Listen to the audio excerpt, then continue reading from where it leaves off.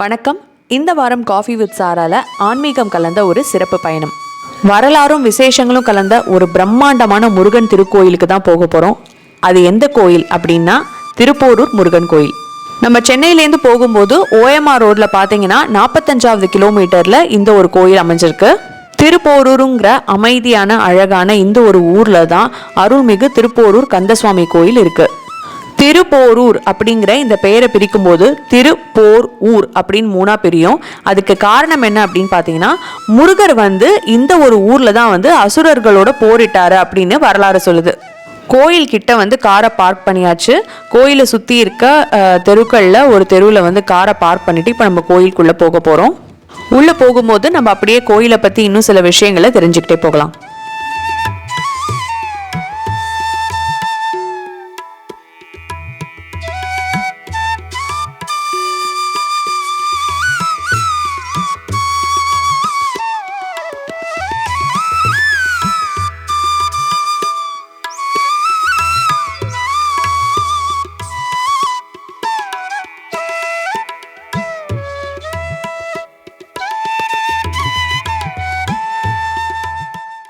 இந்த கோயிலோட வரலாறு என்ன அப்படின்றத இப்போ நம்ம தெரிஞ்சுக்கலாம். முருகப்பெருமான் அசுரர்கள் அழிக்கிறதுக்காக 3 இடங்கள்ல போர் புரிகிறாரு. திருச்செந்தூர்ல போரிட்டு மாயை அடக்கிறாரு அப்படின்னு சொல்றாங்க. அதுக்கு அடுத்து திருப்பரங்குன்றத்துல நிலத்துல போர் புரிந்து கண்மத்தை அழித்தார் அப்படின்னு சொல்லப்படுது.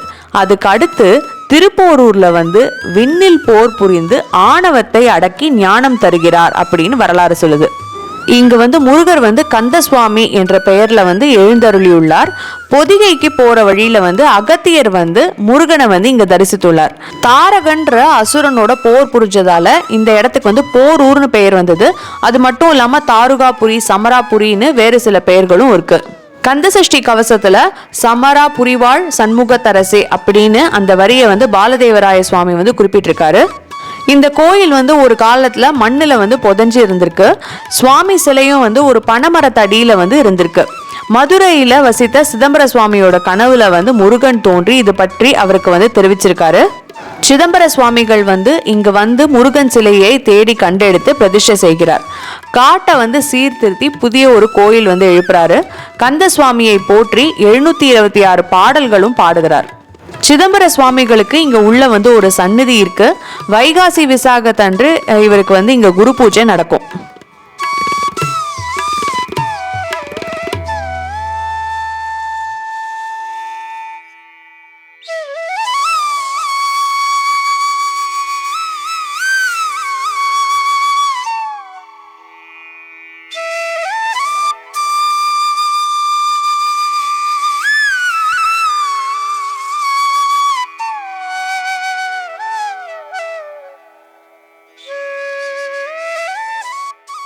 கோயிலோட சிறப்பு அம்சம் என்ன அப்படின்னா, கந்தசுவாமி சுயம்பு மூர்த்தியாக இருக்கிறதுனால பிரதான பூஜைகள்லாம் செய்யறதுக்காக சுப்பிரமணியர் எந்திரம் இங்க பிரதிஷ்டை செஞ்சிருக்காங்க.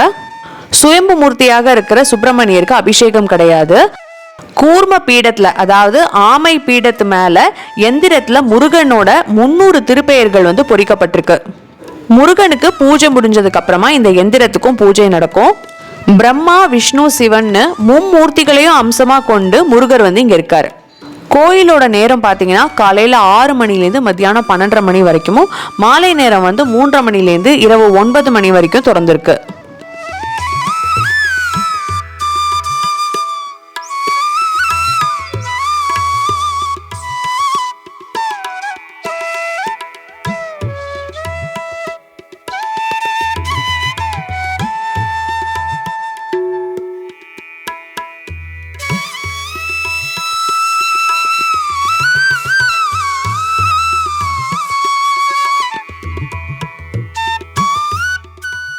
கோயிலை பற்றின கூடுதலான சிறப்புகளை தெரிஞ்சுக்கலாம்.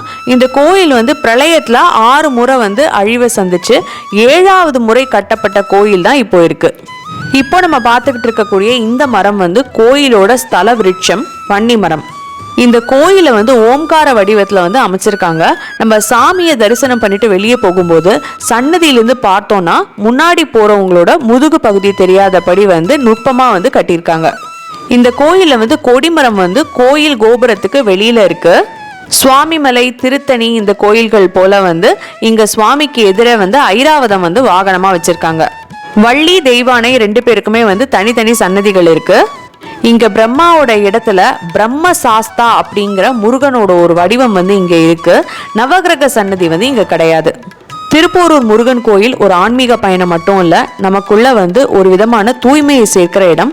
பொருத்தமான நேரத்தில் நம்ம இங்கே வந்தோம்னா முருகனோட காட்சி வந்து ரொம்ப நல்லா இருக்கும். உங்களுக்கு காஃபி வித் சாராவோட இந்த ஆன்மீக பயணம் வீடியோ பிடிச்சிருந்தா மறக்காம லைக் பண்ணி, ஷேர் பண்ணி, சப்ஸ்கிரைப் பண்ணுங்க.